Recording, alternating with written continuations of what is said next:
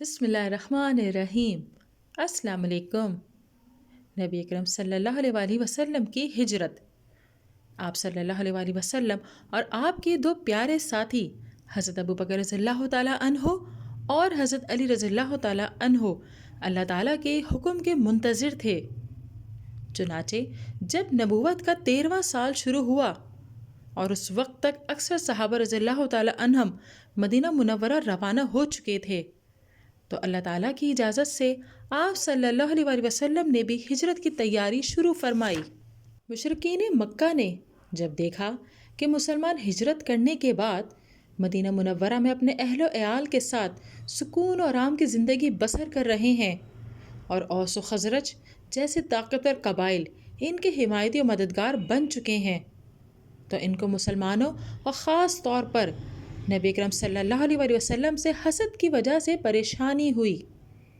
نبی اکرم صلی اللہ علیہ وآلہ وسلم کو اللہ تعالیٰ نے پہلے ہی کفار کے اس مکر سے باخبر فرما دیا تھا، اور کفار کی اتنی شدید دشمنی کے باوجود نبی اکرم صلی اللہ علیہ وآلہ وسلم کے پاس رکھی ہوئی کفار کی امانتیں صحیح سلامت ان کے مالکان تک پہنچانے کی غرض سے حضرت علی رضی اللہ تعالیٰ عنہ کو بلا کر فرمایا، ہمیں ہجرت کا حکم مل چکا ہے، اس لیے ہم آج ہی مدینہ روانہ ہو جائیں گے۔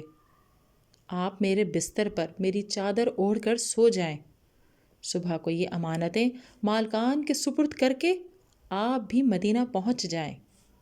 نبی اکرم صلی اللہ علیہ وآلہ وسلم رات کی تاریکی میں حضرت ابوبکر رضی اللہ تعالیٰ عنہ کو اپنے ساتھ لے کر مکہ سے نکل کر سور پہاڑ کی طرف روانہ ہوئے۔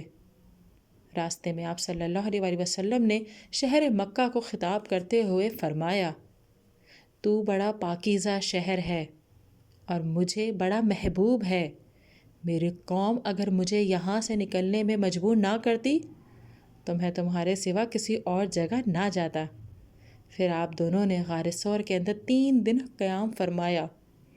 ادھر صبح کے وقت جب کفار نے نبی اکرم صلی اللہ علیہ وآلہ وسلم کے گھر میں جا کر دیکھا تو نبی اکرم صلی اللہ علیہ وآلہ وسلم کے بستر پر حضرت علی رضی اللہ تعالیٰ عنہ کو پایا، اور ان سے نبی اکرم صلی اللہ علیہ وآلہ وسلم کے متعلق دریافت کرتے رہے، اور پھر نبی اکرم صلی اللہ علیہ وآلہ وسلم کی تلاش میں نکل پڑے، یہاں تک کہ غار ثور تک آپ پہنچے، مگر اللہ تعالیٰ کے حکم سے ان کو نبی اکرم صلی اللہ علیہ وآلہ وسلم اور حضرت ابوبکر رضی اللہ تعالیٰ عنہ نظر نہیں آئے۔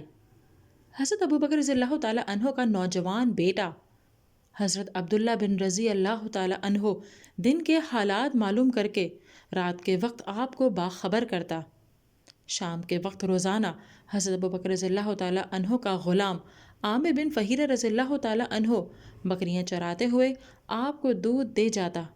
اسی طرح حضرت ابوبکر رضی اللہ تعالیٰ عنہ کی بڑی صاحبزادی حضرت اسماء رضی اللہ تعالیٰ عنہ کھانا تیار کر کے دینے آتی تھیں۔ چوتھے دن نبی اکرم صلی اللہ علیہ وآلہ وسلم غار سے باہر نکلے۔